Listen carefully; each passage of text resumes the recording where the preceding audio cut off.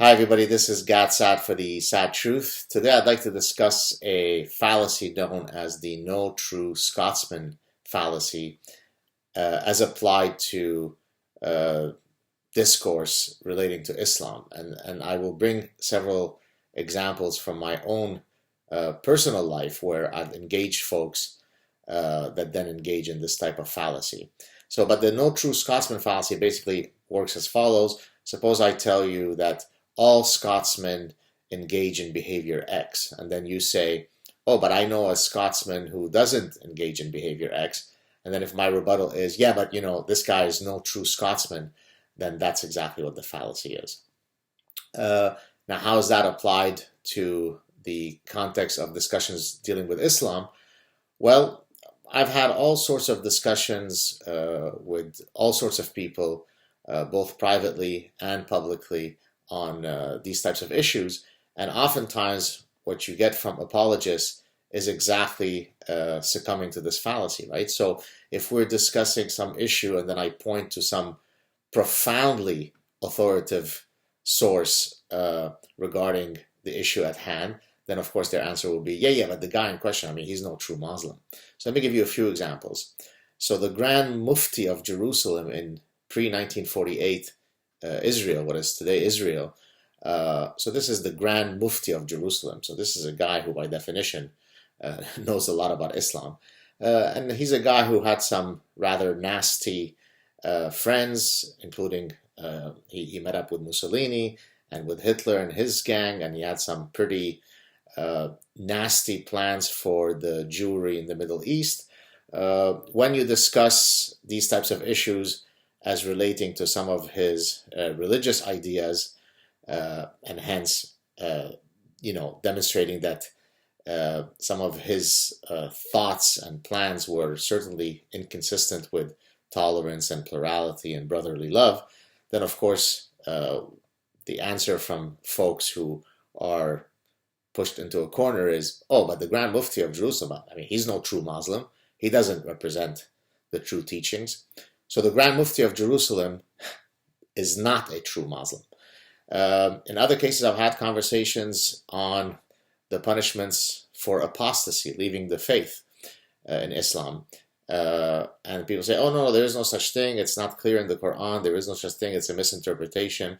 And of course, usually here, either they're misinformed or are being willfully duplicitous, because there are, many contexts in Islamic texts, say for example in the Hadith, where the punishments for apostasy are very clear, and none other than Sheikh Yusuf Al-Qaradawi, the leader of the spiritual leader of the Muslim Brotherhood, who also happens to have gotten his PhD at Al-Azhar University, the most prestigious school of Islamic jurisprudence in the world, and this is in Egypt, and who's watched by many, many millions of people around the world. So perhaps the most known Sunni cleric in the world.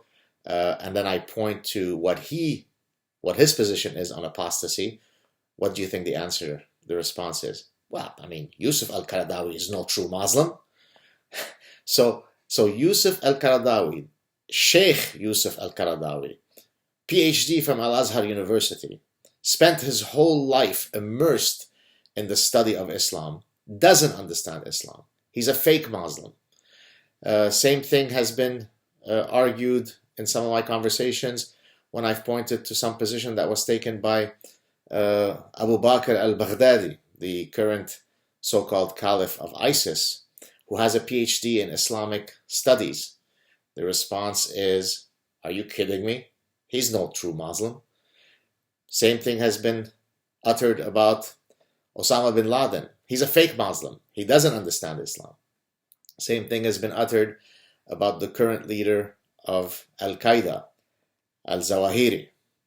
So this is a problem, right? Because clearly it's untenable to argue that all these people who've dedicated their lives, their whole identity, their whole knowledge base, their whole life pursuit has been to immerse themselves in the teachings of their faith. So to simply dismiss them using the no true Scotsman's fallacy at worst is idiotic, or at best is idiotic, and at worst it's diabolically duplicitous, right? I mean, we can't simply dismiss them as fake Muslims who don't understand their religion.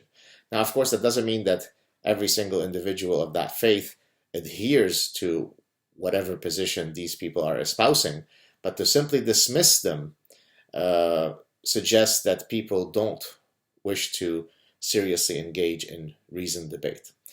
So there you have it, the no true Scotsman fallacy as applied to a currently very important topic. Don't succumb to it. Have a good week. Talk to you soon. Ciao.